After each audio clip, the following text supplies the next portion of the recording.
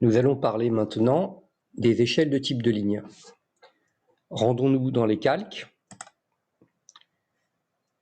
Nous allons régler donc, nous avons déjà les traits cachés. Nous allons renommer ce calque en trait d'axe.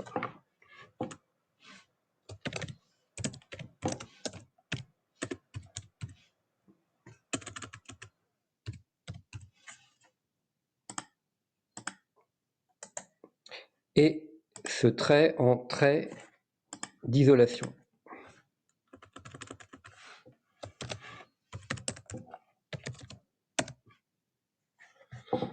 Prenons pour le trait d'axe le type de ligne trait d'axe que nous allons charger.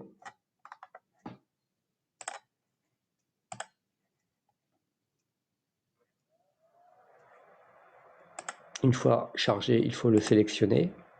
Puis, mettons, pour éviter toute confusion, une épaisseur de trait par défaut. Faisons de même pour les traits d'isolation. À la place de Continuous, nous allons charger le type de ligne isolation.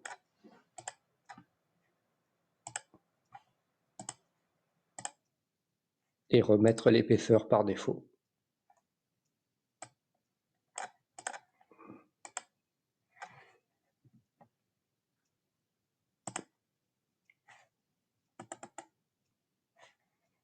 Enlevons cet affichage d'épaisseur.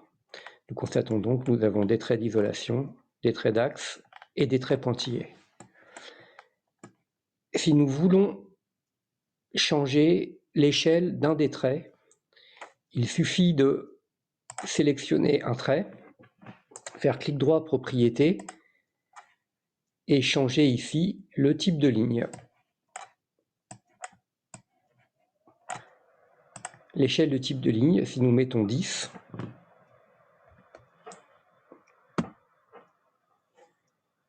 le trait en question sera 10 fois plus gros que le précédent. Si par contre, nous voulons changer la totalité des échelles de tous les types de lignes qui ne sont pas continues, nous avons la possibilité de changer globalement ces échelles en tapant LT Scale, c'est-à-dire en anglais Line Type Scale, échelle du type de ligne. Pour l'instant, elle est égale à 1.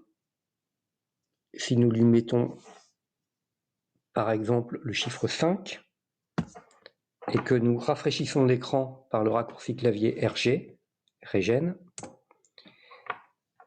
toutes les échelles de type de ligne ont été grossies 5 fois. Nous pouvons constater que du coup, cette échelle que nous avions passée à 10 est finalement 50 fois plus grosse qu'au départ, puisque son échelle de type de ligne personnelle est réglée sur 10 et LT Scale est réglé sur 5. Donc 10 fois 5, 50. Voyons maintenant ce qui se passe dans la mise en page. Allons sur une présentation. Chargeons tous ces types de lignes et mettons-les à l'échelle 1/10.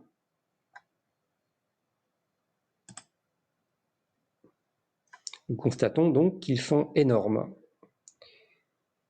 Pour qu'ils reprennent leur aspect normal, il va falloir utiliser une variable qui s'appelle présentation LT Scale, donc PSLT Scale, en anglais Presentation Light Type Scale, dont la valeur peut prendre uniquement 1 ou 0. Si nous mettons 1, ça veut dire que il prend en compte le fait qu'on s'est mis au 10e, donc il grossit